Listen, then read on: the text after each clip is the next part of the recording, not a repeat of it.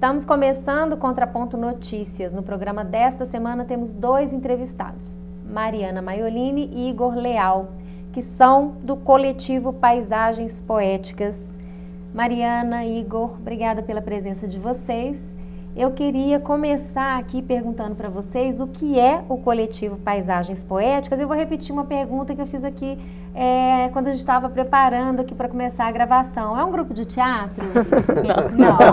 Eu gostei aqui porque eles foram tão enfáticos. É um grupo de teatro? Não é. Tudo bem. Então, o que é o coletivo Paisagens Poéticas? Fala pra gente. Então, o coletivo Paisagens Poéticas é um grupo que é formado por atores de teatro e que permeia a intervenção urbana, a performance e o teatro de rua contemporâneo. O que a gente faz, de fato, são ações que a gente intitula de paisagens poéticas no espaço urbano.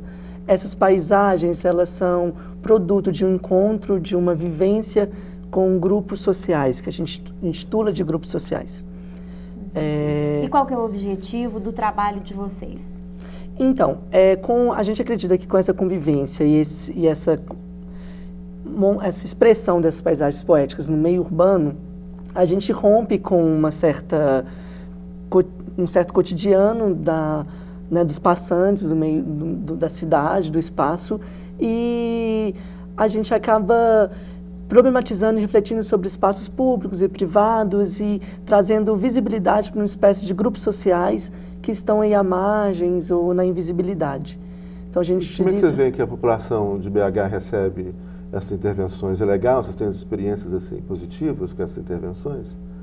Qual que é a reação do público? Assim, Sim, temos. O trabalho começou a gente ficou alguns meses convivendo com 4 grupos. E o resultado foram essas ações na rua. E a população, é engraçado, eles localizam sempre que aquela ação está no campo da arte.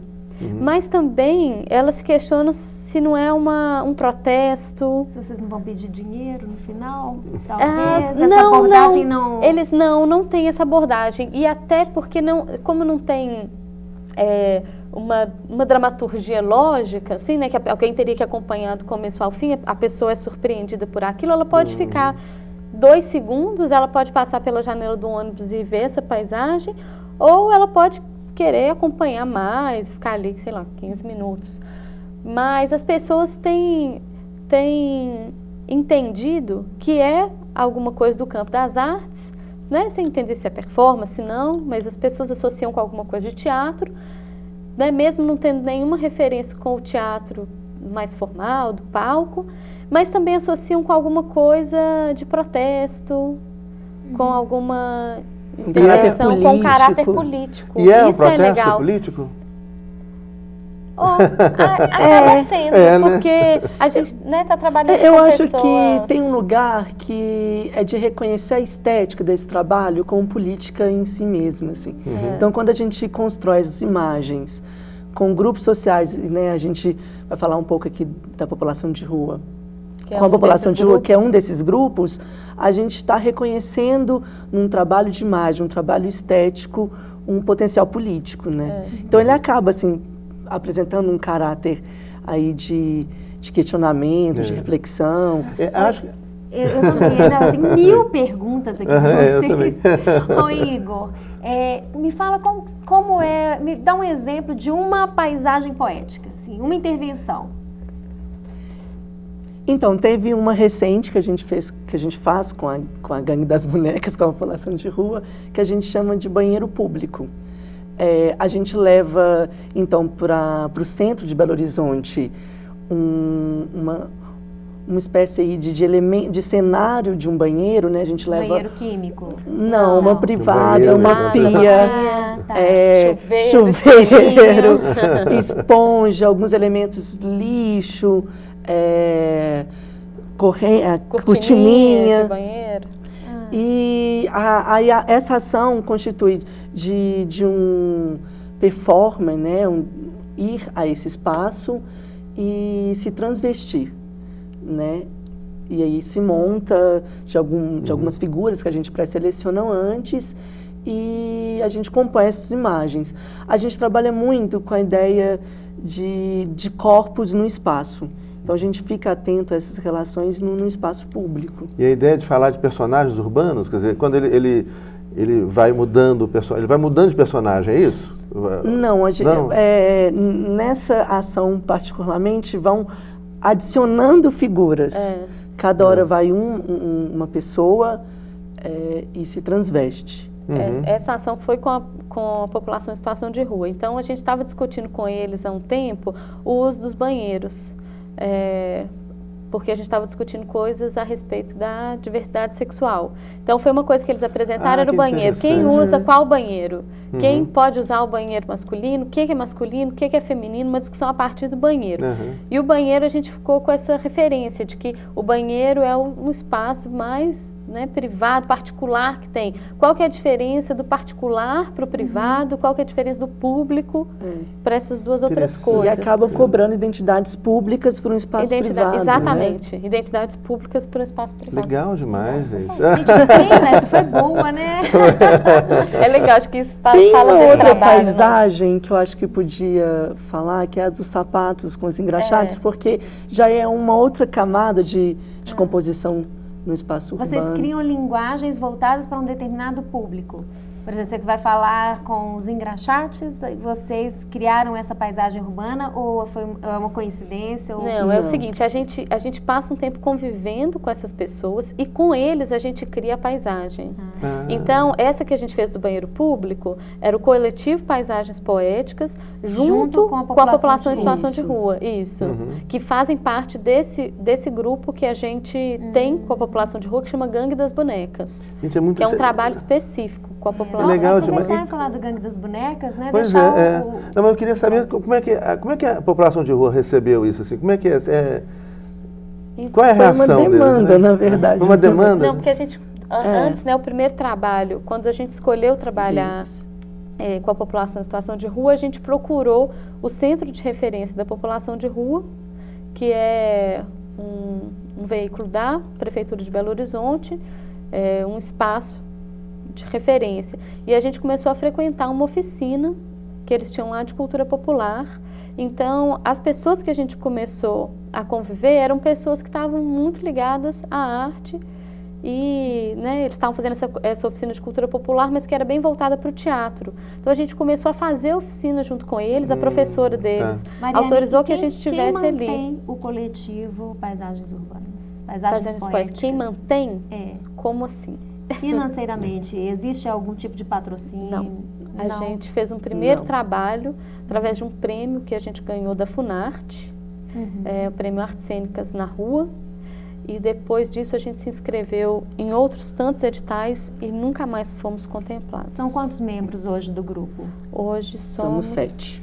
E os 7 membros do grupo mantêm outras atividades profissionais e também fazem parte do coletivo. Sim. Como uma atividade extra, ou seja, ninguém se dedica exclusivamente ao coletivo Paisagens Poéticas. Não. Mas esse é um sonho, é um projeto? A gente continua inscrevendo onde a gente acha que tem possibilidade de algum tipo de recurso. E quando começou a ideia do Paisagens Poéticas? Começou com um trabalho, que foi, a gente inscreveu nesse projeto da Funarte, não era um coletivo ainda, e a gente escreveu um projeto que chamava Paisagens Poéticas, o nome disso é Rua. E a gente foi contemplado com o prêmio e executou o projeto, que eram 4 ações a partir da convivência com 4 grupos, que eram os engraxates, os carroceiros que usam carroça de cavalo, os moradores de rua e familiares de pessoas desaparecidas. E aí a gente realizou 4 ações. Estou apaixonado pelo projeto. E tem um pensador italiano, você falando, estava lembrando dessa capacidade que a arte, o Carlo Ginzburg, naquele livro Olhos de Madeira, que ele fala a capacidade que a arte tem de causar estranhamento. E a partir desse estranhamento, fazer as pessoas pararem e pensarem. Quer dizer, ou seja, encontrar um banheiro no meio da rua, né? E começar a pensar muito no absurdo da vida da metrópole, da vida cotidiana, né? Mas assim, essa coisa mesmo de interromper, de intervir e interromper aquela correria, o cara vai passando ali, correndo, não tem tempo de parar para pensar, não questiona a loucura da vida que ele está levando, e de repente vocês fazem uma intervenção que para isso e leva um pouco as pessoas interromper o seu cotidiano. Estou apaixonado no projeto de vocês, sensacional. E esses grupos que a gente selecionou, a ideia do projeto era pensar que a rua tem se tornado cada vez mais um espaço de passagem entre um lugar privado para outro, e não um espaço de convívio. Mas aí a gente pensa assim, de quem? Quem que não faz esse espaço um lugar de convívio? Então, e quem faz? Quem ainda está na rua? E aí a gente foi aproximar dessas pessoas que teriam alguma relação com a rua. Né? Os moradores de rua, uma relação, né, super evidente, mas os engraxates que trabalham na rua, e tem engraxates que trabalham há muitos anos no mesmo ponto. Então, eles foram acompanhando a transformação da cidade, não da cidade, da rua, né? A partir do ponto da rua. E eles convivem, se relacionam com pessoas na rua. As intervenções urbanas mesmo, me parece que muitas vezes há uma consulta aos usuários que não são tão usuários, né? As intervenções são feitas para atender os interesses de quem não frequenta o lugar e que quer passar a frequentar se ele se tornar mais agradável, mas os verdadeiros usuários da rua muitas vezes não são ouvidos, não são prestigiados com o melhor uso para eles. Para eles, uma vez... Eu ia dizer que até mais, talvez até marginalizados, né? A gente tem essa ideia de que tem que passar, as ruas são esse lugar de trânsito, e acaba que a gente localiza essa população, esses vários cidadãos que mantêm essa cidade ativa no campo da invisibilidade, né? Que a gente acaba passando, né? Quando a gente faz a ação dos carroceiros e vê vários carroceiros em carroças caminhando, no meio do trânsito, a gente localiza isso em outro lugar, né? Localiza uma contramão aí. Uma contramão. Né? Gente, legal demais. Eu estava pensando aqui que a gente tinha que criar uma externa do programa, registrar essas intervenções. Nós vamos... Muito legal. Vamos já convocar o Edivaldo. O doutor Edivaldo. Nosso produtor. Thales, Bruno. Vamos para a rua filmar. Filmar o coletivo Paisagens Poéticas. Tá perfeito. Gente, olha, eu vou fazer aqui um pequeno intervalo do Contraponto Notícias, para a gente voltar daqui a pouquinho. Eu quero saber mais dessas intervenções poéticas e quero saber... Aliás, tem 15 perguntas aqui para fazer. Vamos fazer um pequeno intervalo e a gente volta.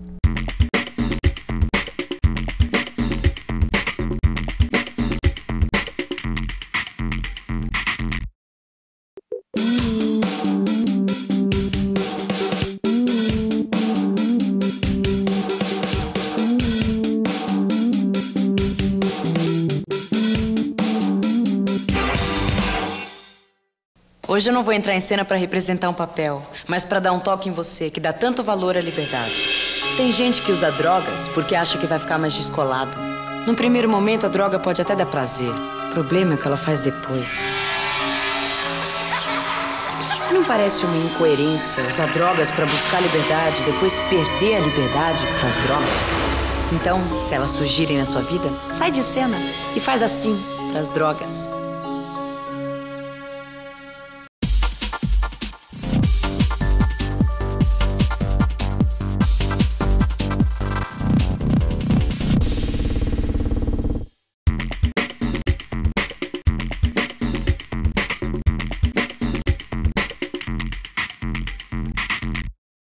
Estamos de volta com o Contraponto Notícias. No programa desta semana, os convidados são Mariana Maiolini e Igor Leal, que são do coletivo Paisagens Poéticas. E a gente está conversando aqui sobre as intervenções poéticas feitas por esse coletivo, que são ações ligadas a alguns movimentos, alguns grupos da sociedade que geralmente são marginalizados. Eu tenho aqui algumas perguntas, eu já vou começar embalando algumas e aí eu passo a bola para vocês. Primeiro, vocês falaram no primeiro bloco sobre a Gangue das Bonecas. Eu queria saber o que é a Gangue das Bonecas. Uma outra questão foi que vocês teriam começado uma ação no Centro de Referência de População de Rua, aqui de Belo Horizonte, e eu queria saber se vocês continuam trabalhando no Centro de Referência. Bom, vamos começar por aqui. Quem é a Gangue das Bonecas? O que é essa Gangue das Bonecas? Então, a Gangue das Bonecas é um encontro entre o Paisagens Poéticas e a população em situação de rua. A gente tem um grupo de estudos que ele começou a princípio para estudar homossexualidade em situação de rua e aí pensando na construção de um blog.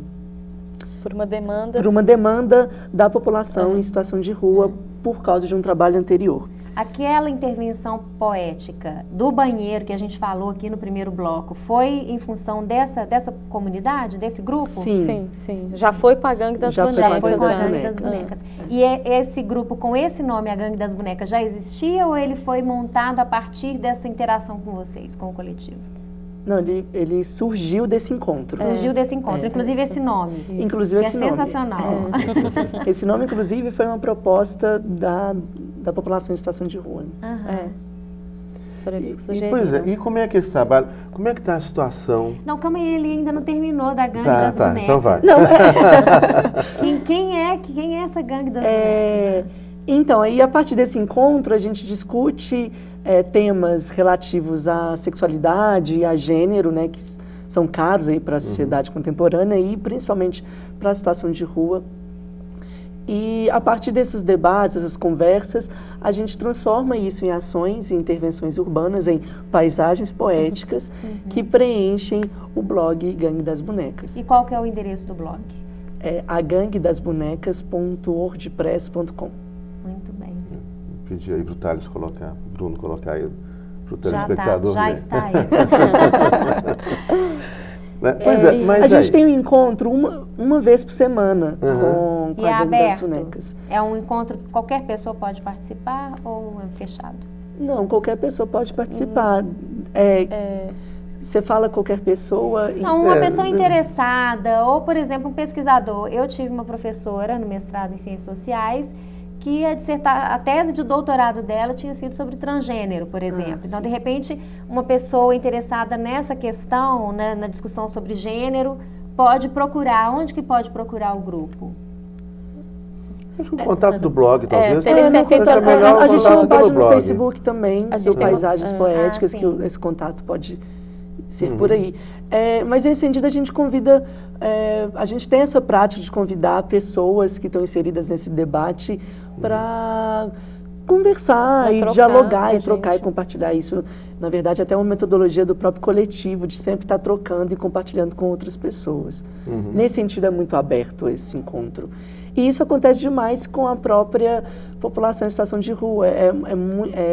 A população é muito viva em trânsito. Flutuante, né? É um grupo flutuante, ele se troca muito. E esse encontro é no centro de referência? É no centro. Eu não deixei os alunos fazerem pergunta. Essa é a questão. Estava sendo no centro de referência. Esse encontro, como a gente fez o primeiro trabalho no centro de referência da população de rua, quando essa demanda veio, a gente resolveu criar uma parceria com o centro de referência para fazer esses encontros lá no espaço deles, não só utilizando o espaço, mas contando com os profissionais que tem lá, né, para estarem com a gente nesse trabalho. Então a gente tem um encontro, tinha um encontro uma vez por semana. Pois é, aí que tem a situação grave que está acontecendo. Muito grave. O centro de referência foi fechado. Dia 19 de março, o centro foi fechado temporariamente. E o centro de referência é onde essas pessoas em situação de rua vão, tomam banho, né, lavar roupa, fazer oficina. E ele foi fechado por quê, Mariana? O centro foi fechado por uma questão de segurança, depois de 2 assassinatos que teve na porta do espaço. Parece que algumas ameaças já vinham acontecendo, mas isso foi um fato que foi utilizado para fechar o espaço. O interesse de que esse espaço não funcionasse nesse lugar da cidade, que é exatamente embaixo do viaduto Castelo Branco, esse interesse tem há muito tempo. De que ele não funcionasse De que ele não funcionasse naquele espaço. Existe um interesse, existe um desgosto, eu acho, do pessoal do Bar Preto, dos lojistas, de que a população em situação de rua não ficasse ali por perto. Mas esses homicídios viraram um fato político. Exatamente, porque esse desejo... E o centro de referência já teria que sair dali mesmo. Foi uma decisão... que esses homicídios não tem nada a ver com a população de rua. É a questão envolvendo questão de drogas? Sim, era uma questão envolvendo questão de drogas, parece que era uma coisa relacionada ao tráfico. A primeira pessoa que foi assassinada, que foi durante o dia, enquanto o centro estava aberto, ele foi frequentador do centro de referência e não estava frequentando mais, porque estava muito envolvido com coisa de drogas, então ele não estava frequentando o centro ultimamente. E a mulher que foi assassinada no final de semana, enquanto o centro estava fechado, né, que não é horário de funcionamento do centro, era uma frequentadora do centro de referência. Parece que tinha alguma relação com esse Os moço. dois assassinados eram pessoas em situação de rua. Sim, eram. E como é que você vê isso? A gente está num momento da cidade de Belo Horizonte muito, eu diria, muito estranho, né? Sim. Porque a cidade, ela vai ficando bonita para os automóveis, né? Cada vez mais bulevares com pistas para automóveis, mais automóveis, tudo isso visando essa bobagem de, como é que chama, Copa do Mundo, que vai acontecer aqui, que eu acho isso ridículo, e que de repente não começa toda uma movimentação para expulsar as pessoas pobres, as pessoas em situação de rua, né, pessoas que moram, mesmo em aglomerados urbanos, etc., que começam a ser expulsos lá para longe dos olhos, né, dos turistas, para botar uma cidadezinha para automóveis artificial e a pobreza longe dos olhos, como acontece em várias outras cidades do planeta. Vocês acham que a situação, assim, experiência mesmo de vivência, a situação das pessoas na rua, ela vem piorando de forma radical, assim? Como é que está isso aí? Vem de maneira muito violenta. Vem aumentando o número de violência à população de rua, e isso não é relatado, isso não é divulgado. Isso não é divulgado, aumentou demais. Que tipo de violência? Assassinato, como esses agressão, dois assassinatos aí, agressão, né? tentativa de assassinato, assim, envenenamento, fora as agressões que a população de rua vem sofrendo por agentes da própria prefeitura. Né? Teve uma apreensão de pertences, de material, de cobertor. Que dificulta... Gente, isso é um absurdo, né? Quer dizer, é uma coisa...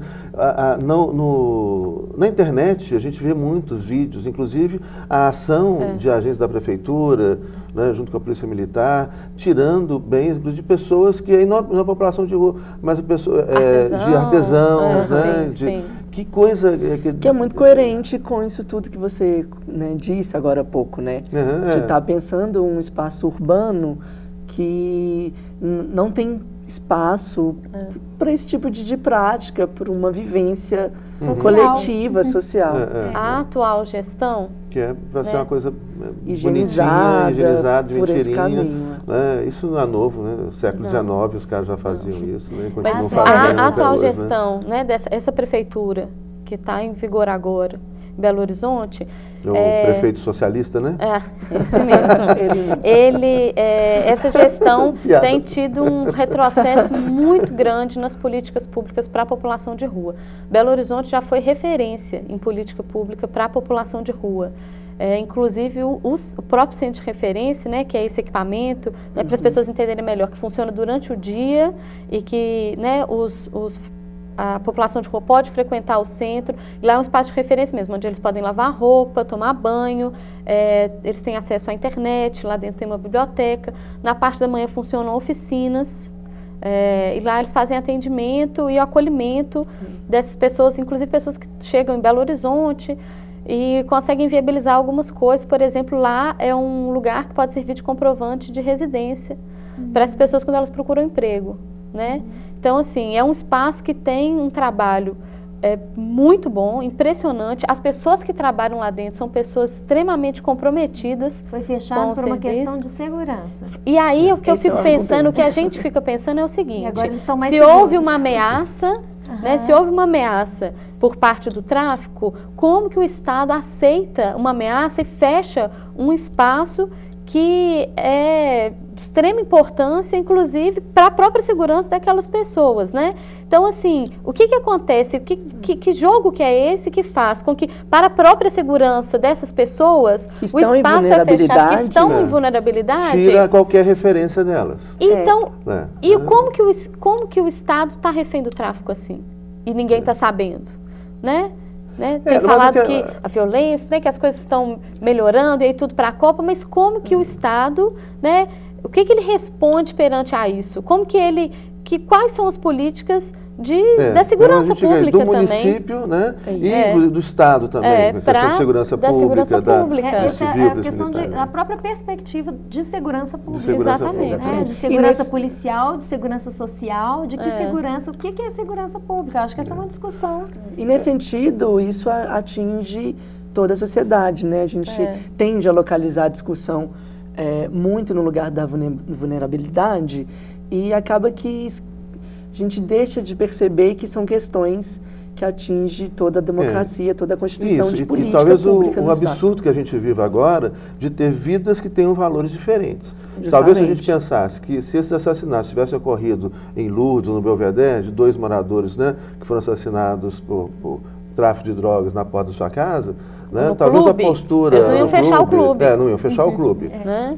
O clube ia continuar aberto e talvez aí passasse uma rádio patrulha lá, um carro da polícia de meia em meia hora. Ali né? o fato talvez deles terem colocasse sido até policiais assassinados na virou um porta. inconveniente para a vizinhança. E um bom pretexto para expulsar essa população do centro da cidade, para que na Copa do Mundo Belo Horizonte fique pintadinha, arrumadinha, bonitinha, e a pobreza aumentando longe dos nossos olhos, como acontece. E como acontecia em outras experiências urbanas também, né, quando teve Olimpíada, etc. Essa mentirinha que é esse negócio de Olimpíada, Copa do Mundo. O que está colocado... Barcelona, né, na África do Sul também. Né, é que o centro reabrirá em outro espaço. Mas aí o que a gente pergunta é, em quais condições? O que está sendo feito para ele reabrir em outro espaço? Lá vai ter segurança? Lá não vai ter ameaça do tráfico? Que espaço que é esse que não vai ter ameaça do tráfico? E um espaço onde não tem morador de rua? Talvez seja lá na Amazônia, né? Eles abram o centro de referência. Bom, gente... Aí fica mais demorado para eles voltarem para o centro da cidade. Nós vamos ficando por aqui com o nosso Contraponto Notícias dessa semana. Quero agradecer muito Mariana Maiolini, Igor Leal, pela presença e por terem trazido para a gente essas informações sobre o coletivo. Parabéns pelo trabalho de vocês. Parabéns, fantástico. Coletivo viu? Paisagens Poéticas. E não deixem de consultar o blog das bonecas, que é a Gangue das Bonecas, o blog da Gangue das Bonecas, que é aganguedasbonecas.wordpress.com. Muito obrigada mais uma vez e continue aí com a programação da TV Comunitária. Na próxima semana a gente está de volta com o Contraponto Notícias.